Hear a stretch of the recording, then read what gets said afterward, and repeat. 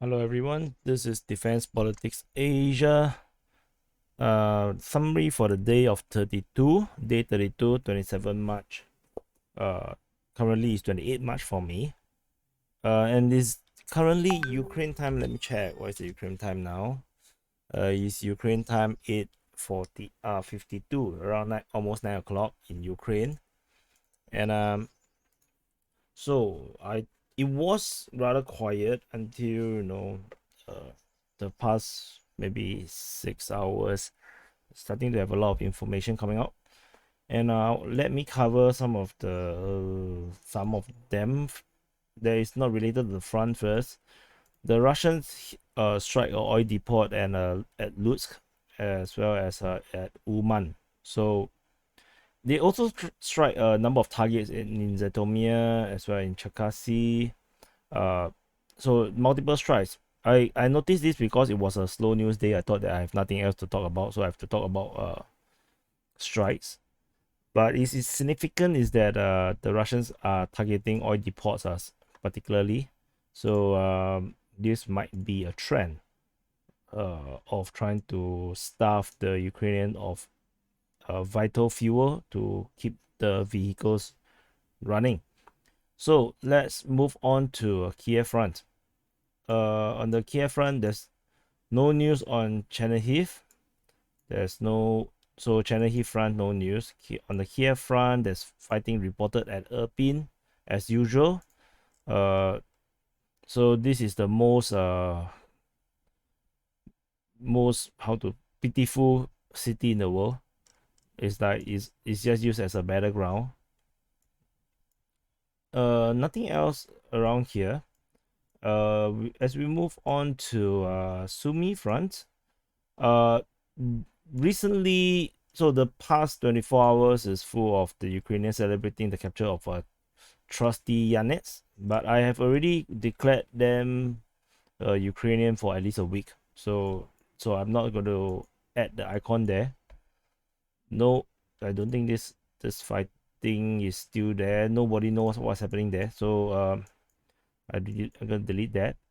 So Zolokhiv is definitely probably still Ukrainian. Oops, sorry for that. And then Kharkiv Front, big development.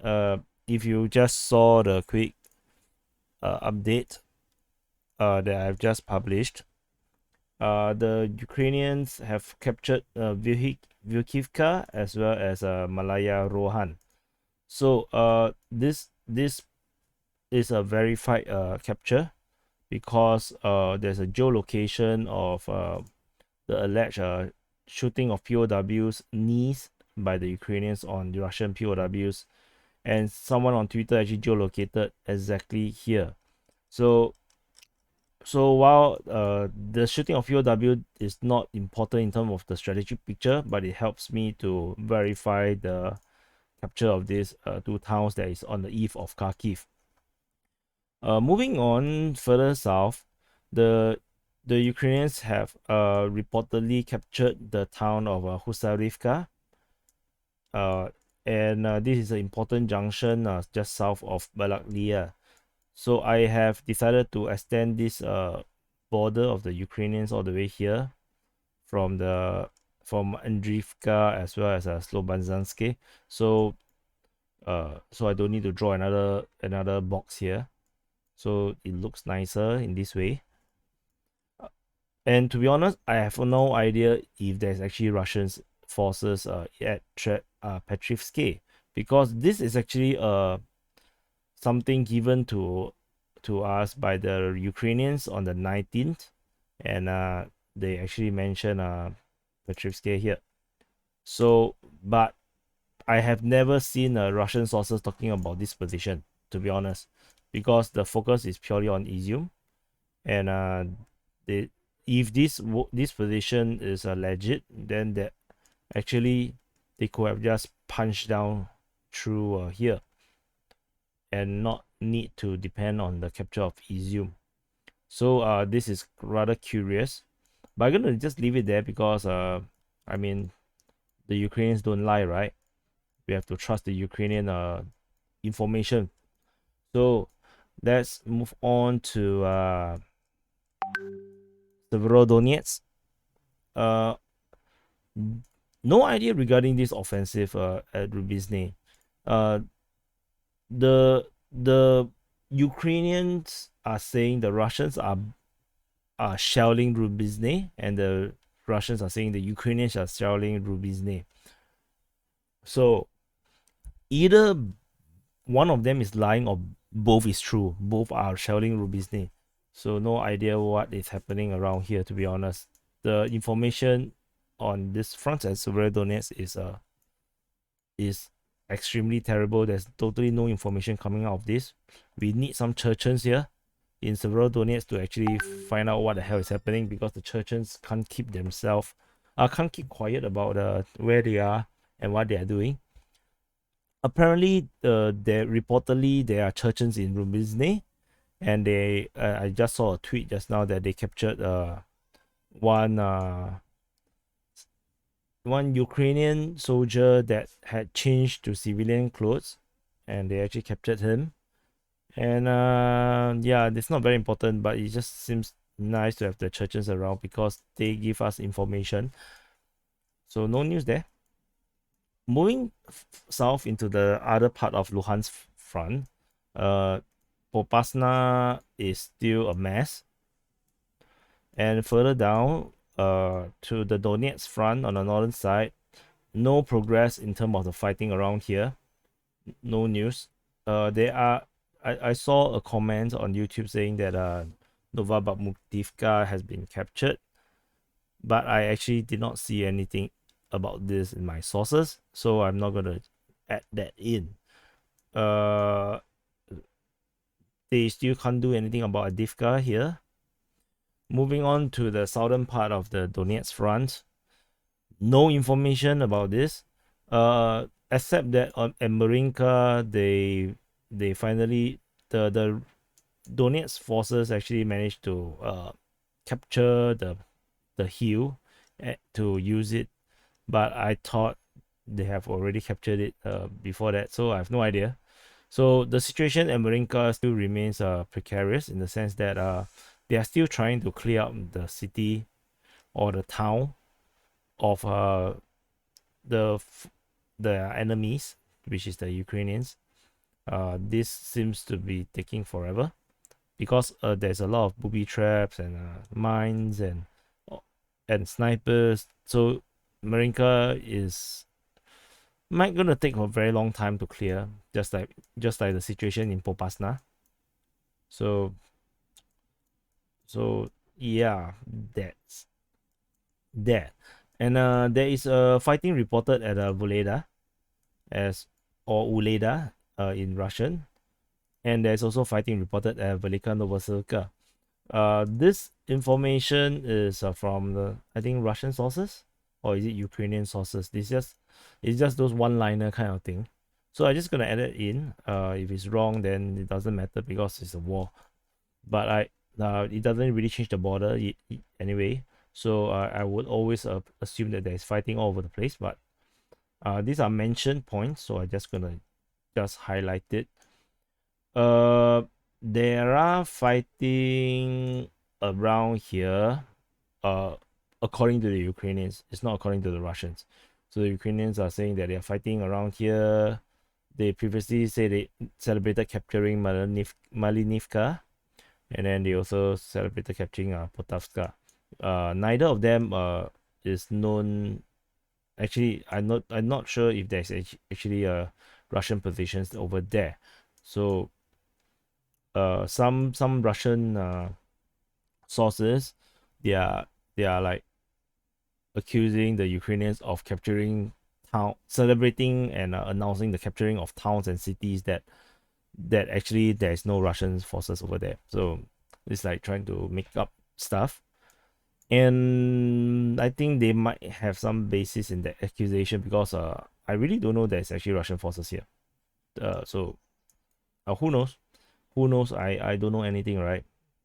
So in terms of Mariupol, no information.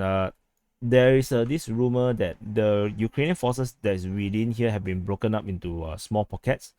So one is in this industrial area here. Another one is at Azovstal. There's another one in the center, and then there's another one around this region. So around 4 or 5 pockets. Not sure if there's another one here. There's also some saying that the residential area is cleared already, but to be honest, there is no concrete information coming out of Mariupol. So I'm just gonna leave them be. But I just want to let you know there are pockets. According to some, there is pockets of Ukrainian forces left, and the Chechens or whoever just like to say that there's a lot of progress in Mariupol.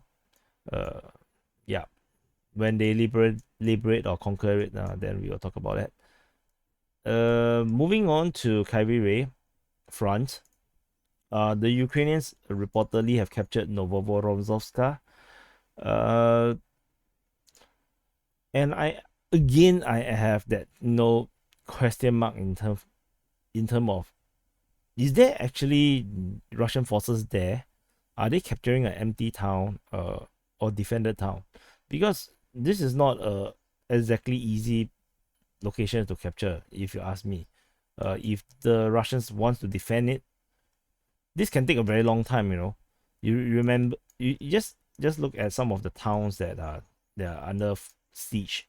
Like for example, just the southern part of Izium that took a long time to clear.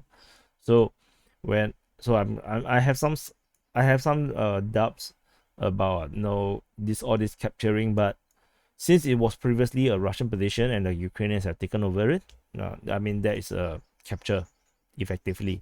But did they actually fight for it? I seriously not so sure. There are theories about how the Russian fights, especially according to some of our viewers here at the DPA YouTube, where they commented saying that the Russians like to advance and retreat in different locations to draw the enemy into forces of success, and also to keep changing their position so that they cannot entrench themselves. That could be true, because this entire push here makes not a lot of sense if you're talking about capturing grounds. So I think not just me, but I think quite a number of comments in these channels comments have also highlighted that they actually don't really understand this push here south of Kyiv Rih, and when they push until here, they didn't seem to kind of like want to attack Kyiv Rih anyway. So who knows? This entire Russian position might actually no longer be there. They might actually have moved off away and maybe go to somewhere else that we do not know of. That could be a possibility.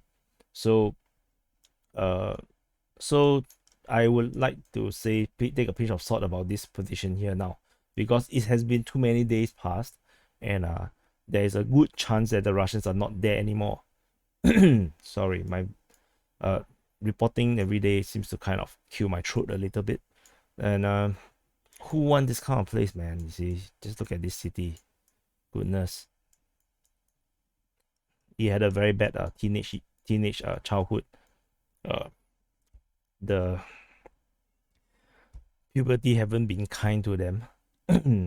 So coming down to Mykolaiv Front, Ukrainian success, they have captured Tavrijske and Shyroka Balka. Then there is fighting reported as Stanislav. I think the civilians there say they heard gunshots and stuff like that. And to be honest, again, these are places where I have never reported before. I have never known of Russian forces taking these positions. So take a pinch of salt. I mean, yeah. I mean, there's, yeah. I mean, yeah.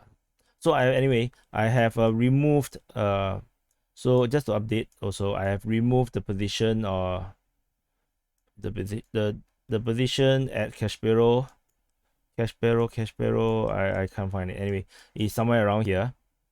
The Kashpero Mykolaivka position, I have removed it because I think it's been too many days, and I think I have good reasons due to the lack of action and how far it is from the action, that I think this position is no longer there.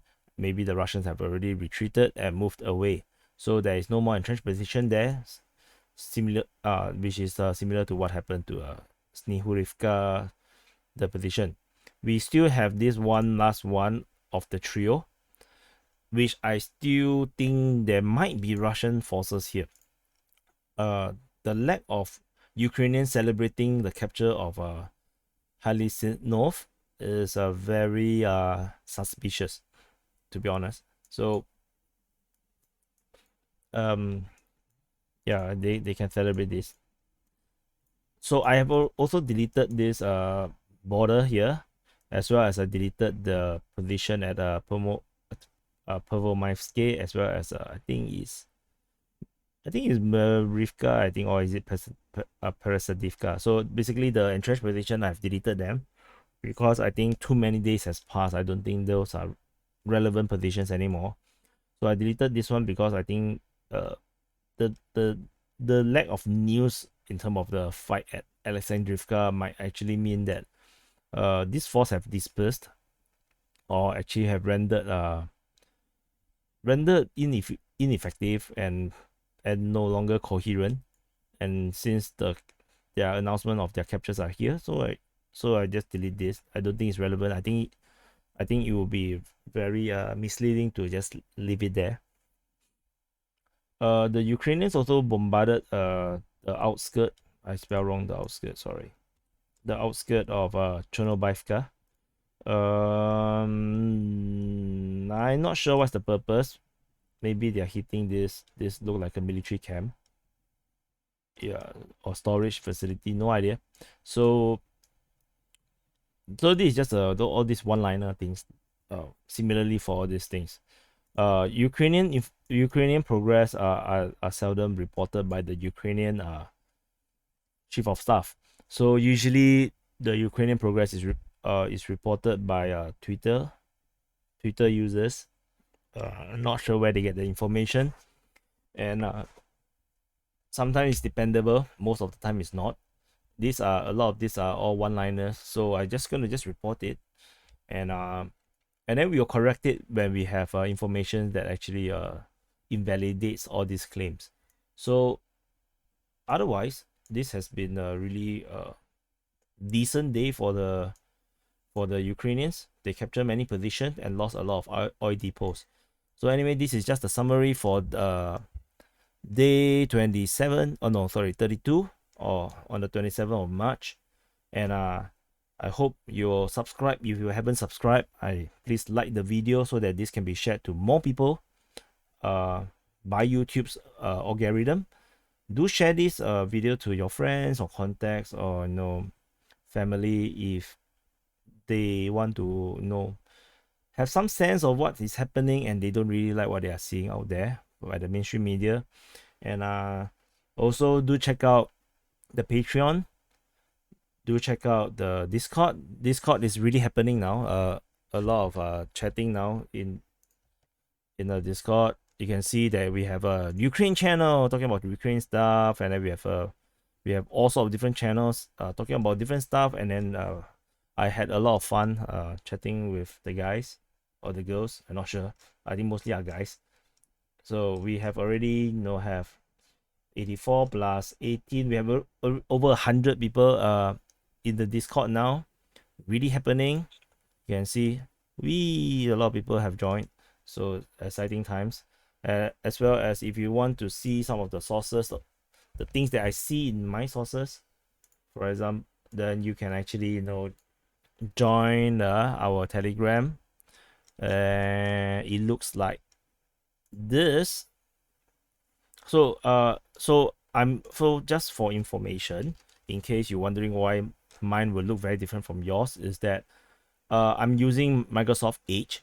I'm not using Chrome. I already quit Google in that sense. I also don't use Google. I use Bing. So on MSH, that is translate to English. It basically translate everything to English. So originally, you will see that in my sources. Let me refresh. I will show you. Everything is in Ukrainian or Russian. So when the information, when I forward them, they are also gonna be mostly in Russian or Ukrainian, as you can see. And then but for me, with just 2 clicks, everything is in English for me. So this is how I read all the information, and then I will just forward it. So if you are still using Chrome, please come to the 21st century and start using MSH. And if you're still using Google, then your search result is all skewed, it's all manipulated. I highly recommend using Bing, because Bing tends to be a lot more balanced, to be honest, compared to Google. And of course, there are a lot of people actually prefer the I forgot that weird names search engine. Never mind. Anyway, this is just to share some of the things that I use. So you can see some of the things that I share. I will share war footages, like things that is happening, because I think it's cool. I think it's interesting. Like, them moving in Mariupol, and then of course some geopolitical information, like you see Azerbaijan stuff, and then some other nonsense, and of course some other sources and information, as well as some horror footage which I don't want to show here. So do check out the Telegram. We have already 275 people. Yay! That's quite a number of people there. So do check it out, and please subscribe, and I'll see you in the next update.